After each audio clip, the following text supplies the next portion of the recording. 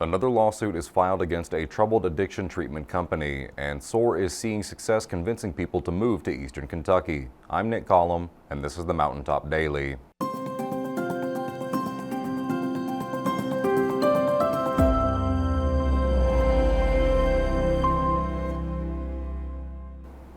A second financial company has now filed suit against Kentucky's largest addiction treatment provider, alleging default on a loan. Clear Cove Opportunities Fund filed a complaint against Louisa-based Addiction Recovery Care Monday in Manhattan Federal Court. Last month, Angelica Capital Trust filed suit, alleging that they had advanced ARC $5.4 million with the agreement that ARC would turn over $8.1 million in anticipated tax refunds when they arrived. Instead, Angelica says ARC kept the money when it arrived. Now, Clear Cove says ARC did the same thing to them, and in a motion to intervene previously filed in Angelica's case, Clear Cove claims ARC sold the same tax credits to both companies. No hearings have yet been set in the Clear Cove case.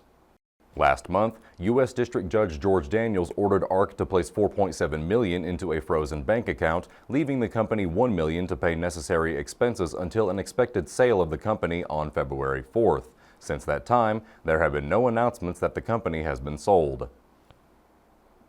SOAR is being recognized for its efforts to bring new residents to Eastern Kentucky. Robin has the story. Eastern Kentucky is currently the number 2 region nationwide for people to move to through a program called Make My Move. EKY Remote Program Manager Latasha Friend explained how they achieved this status. I think that it's really no surprise that we have seen a decrease in population since the decline of coal in the early 2000s. And so while this isn't the exact answer to rejuvenating our population or building back human capital, we do think it's an answer. So we started a partnership with them in 2023 to do like a nationwide marketing to see if we could, again, get people interested in relocating to Eastern Kentucky from across the nation. And so with that, we've been pretty successful. We've had around almost 11,000 applications in a little over 2 years. And to be able to be ranked number 2 is really exciting. It's just some hard work that's been put in by our team and also our communities in providing a welcome space for people and families. So we're not just inviting remote workers to move. It's not just about them working for me specifically. It's very personal because it's about inviting families to be a part of what we have here in Eastern Kentucky. The program assists with moving costs for those who qualify. They have to be 18. They have to be a U.S. citizen. They have to be able to pass a criminal background check because we're not just moving anyone here. And then they also have to have a remote job that relocates with them. That way, it still keeps Eastern Kentucky at the forefront in terms of we're not taking away any Eastern Kentucky jobs from locals here. So they're bringing their income here. They're bringing their families here. And then also, they have to meet our income threshold. So we do have an income threshold they have to meet because we want to help continue to stimulate our local economies through that. Friends said they've received lots of positive feedback from the families they've helped settle here. You know, when they move here, they're looking for connection, with people and locals, close, tight-knit communities. They're looking for outdoor beauty, and we obviously have a lot of that. And they want to come to a place where they can truly belong. And that's happened. We've had some families that have moved in where their neighbors have become family, and they have, dinners together. They go to local events and activities together. Kids are getting involved in schools. People are starting to volunteer at local churches or community organizations. Kids are joining the band. They've been in cheer. They've joined baseball. And so again, they've had a wonderful experience. We've been able to retain pretty much everybody that's relocated here so far. And we're continuing to grow and see what can happen in the future. If you know someone who may be interested in moving to Eastern Kentucky, have them check out the Make My Move website. Reporting from Mountaintop News, I'm Robin Tillman. Coming up after the break, a local author is now seeing her romance novels turned into audiobooks. We'll hear from her when the Mountaintop Daily continues. But first, sports and weather.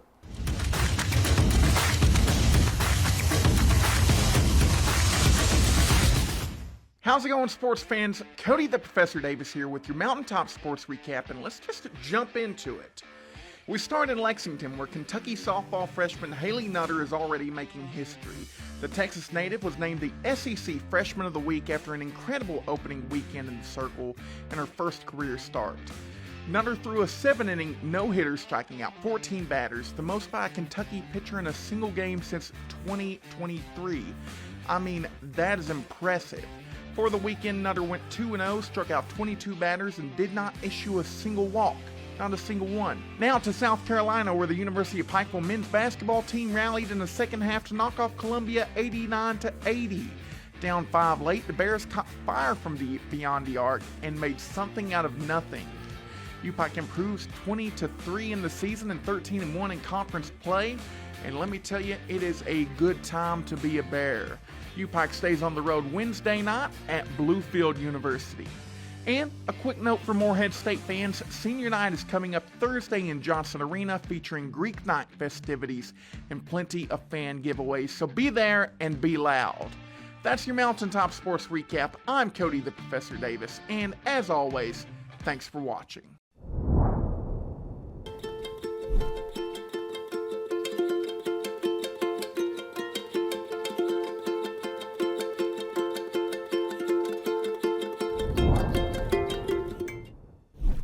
When the government took Social Security away from honest Eastern Kentuckians, Attorney Ned Pillersdorf got the hearings declared unconstitutional. When the women guards were harassed at Little Sandy Jail, Ned fought back, securing a $1 million verdict at trial. And when the state tried to shut down Cordia School, Ned fought back and kept the school open. Attorney Ned Pillersdorf fights for the underdog, and he's ready to fight for you.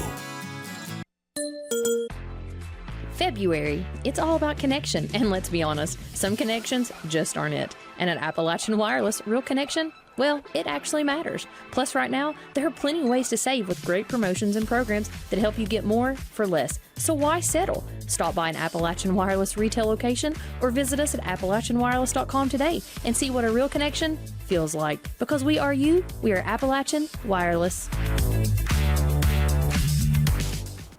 A local author is seeing some success in writing romance novels, and now her work is being converted to audiobooks. And she credits her experience at a local college for pushing her toward that success. Sheldon spoke with her today to get her thoughts.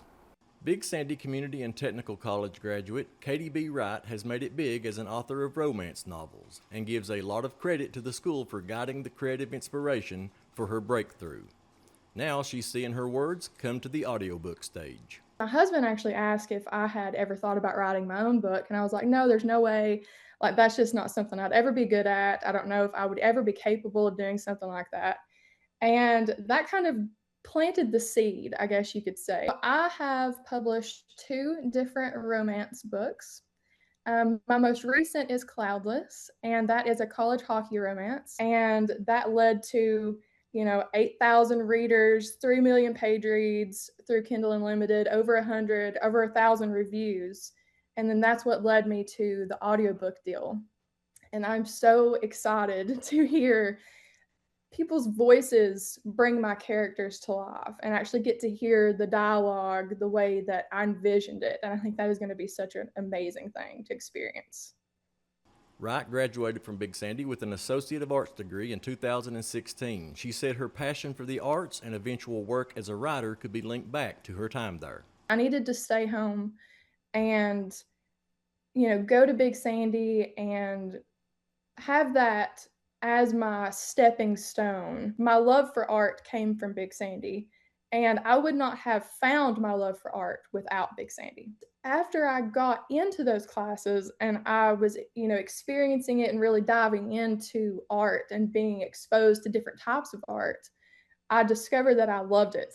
And I ended up majoring in art. I don't think I would have had that creativity and that, the drive to really dive into my love for reading if it wasn't for the art that I was exposed to through Big Sandy. Reporting for Mountaintop News, I'm Sheldon Compton.